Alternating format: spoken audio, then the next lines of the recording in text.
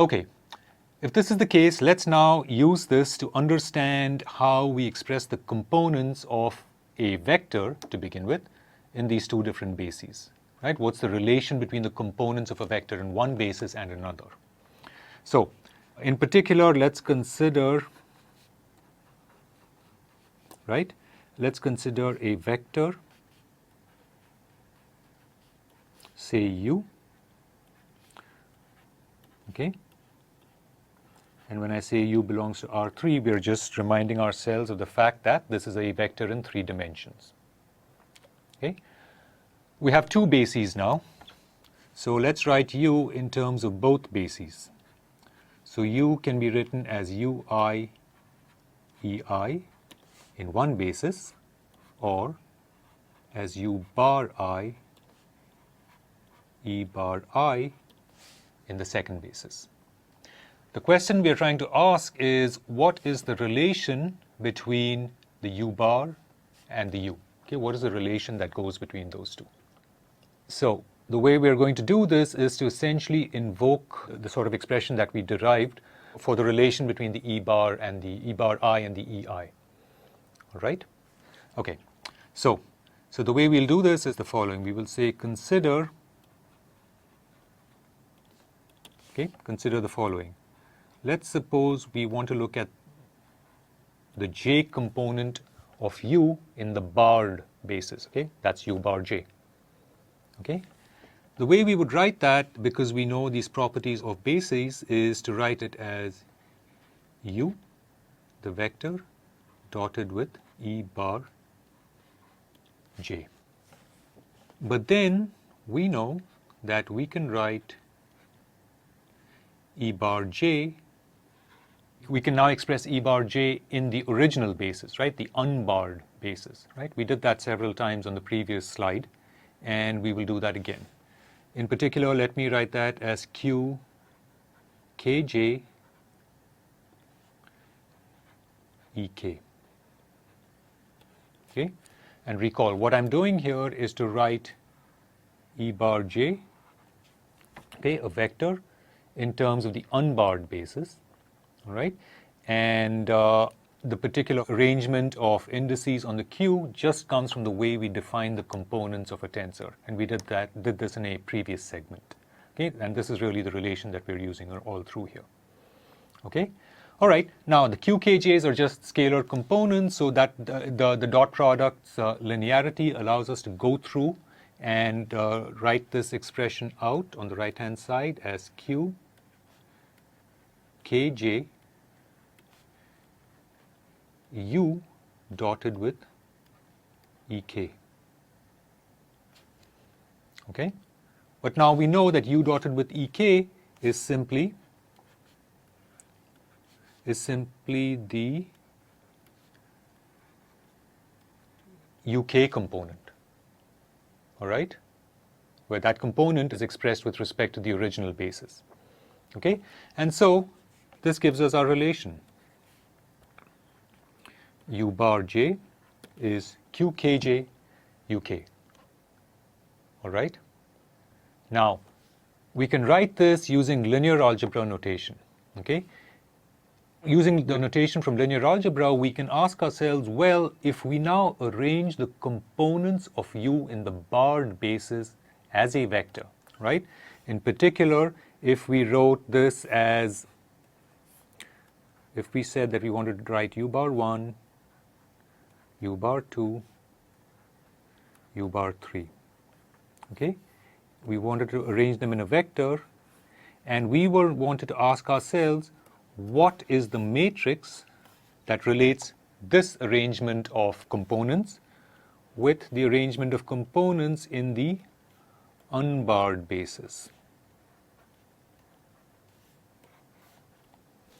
Okay? What that expression here tells us is that the matrix that goes in here are simply the components of Q transpose. Okay? Y transpose and not Q itself? Think about it. Why Q transpose and not Q itself? The answer comes from the previous line, right? Look at how the indices are contracting. okay, that form of contraction is what we always write as Q transpose. Okay? So this is the relation that we have between them. This is the relation between the components of U in the original unbarred basis and the components of U in the barred basis, both treated as vectors using linear algebra notation. Recall, however, does the vector itself change when we change these bases? Okay? No, the vector does not change itself. Okay? So that's worth putting down. Okay, so we note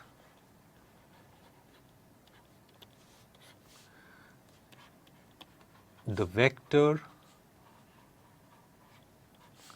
U is invariant.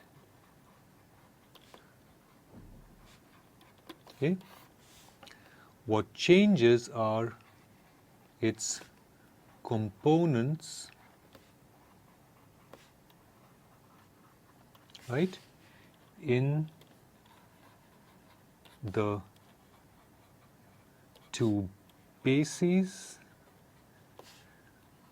do change. Okay? How do they change? Exactly the way we wrote it before, right? Okay, so the way they change is U bar j equals Q kj uj. Okay? Let's now quickly also look at how this works out for tensors. Okay? So using this idea, let's look at change of tensor components.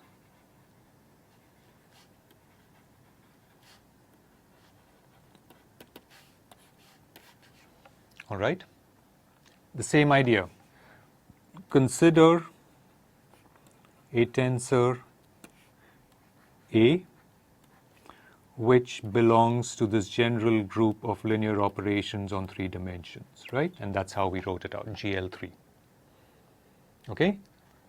Now, just as for the vector, the tensor doesn't change, right? The tensor is invariant. We are just going to write out its components in terms of the two bases. Okay? So, we will get the following. We can write Aij as Ei dotted with Aej, or we can write its components in the barred basis as A bar ij equals E bar I dotted with A E bar j. Okay? And now, as before, we are going to ask the question, how do we relate A bar ij to A ij? The approach we're going to follow is just what we did for tensors, except the fact that we have two basis vectors involved in this product to give us the components. Okay? So, we are going to write A bar ij equals, we're going to rewrite that expression from there, E bar I dotted with A Ej bar, okay? And then we're going to use exactly the relations we used in doing this operation for vectors. So, on the right-hand side, we write it out as, first of all, writing out E bar I in terms of the original basis as Q ki ek dotted with A, and E bar j is now going to be written as Q L j E E L. Okay, so now that we've got that bit sorted out, let's just crank through with the properties of the dot product and tensor multiplication of vectors, both of which are linear operations. Okay, so that is Q ki Q Lj, okay, and we have here Ek dotted with A, E, L. All right? We know very well what that is. Right? It allows us to write it as Q, K, I, Q, L, J, and EK dot A, E, L we know is just A, K, L. Right? That component. All right? And so we see, when we carry this product through, we see that A bar ij is related to the A components, right, in this fashion. Let me just bring this also here so that we have that final relation. Okay? A bar ij equals Q, K, I, Q, L, J, A, K, L. Okay? And when we write this out in its final form, the way we can do that is A bar ij equals Q. Let's just remember what components we had. Ki on the first one. So we have Q, Ki. We have A, KL, and Q, LJ.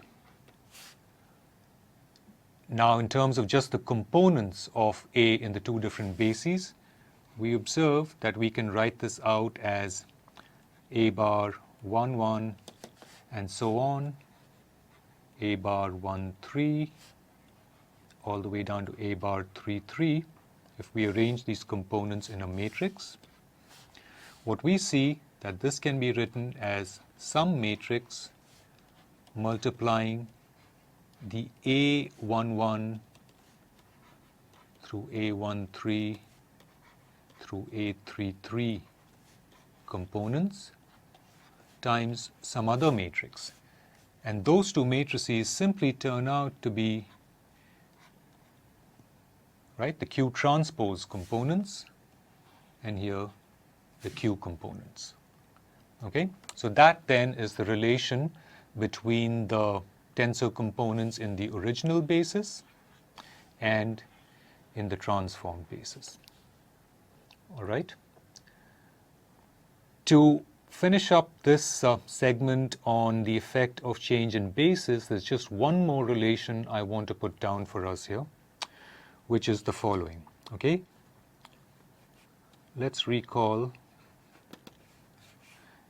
this sort of expression, right? E bar I is equal to Q E I. All right? Now, we know, and we've often used this expression today, we can write the right-hand side as Q K I E K. All right? Finally, if we take this expression and dot it throughout by one of the unit vectors belonging to the original basis, right? Let's suppose we do this. Ej dotted with E bar I. Okay? We apply it there, and what we get is Q Ki Ej dotted with Ek, which is Q Ki delta Jk. But this, after all, is just Q Ji. Okay? That's an important result.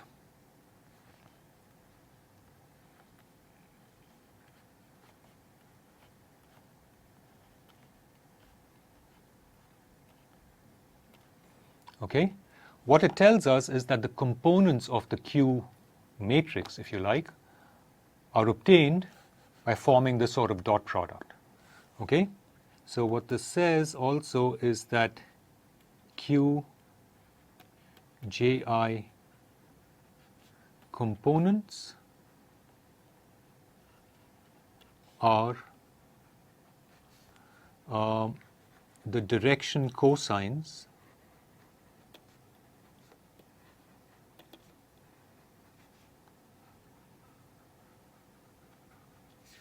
of the E j basis vectors, right, relative to the E bar I basis. All right. So that's very useful, because if we know the two different bases that we want to use, right, if we know that we have the original basis, let's say the unbarred basis, and we have the barred basis, we know what the transformation is between them. Okay. So we'll stop here for this segment.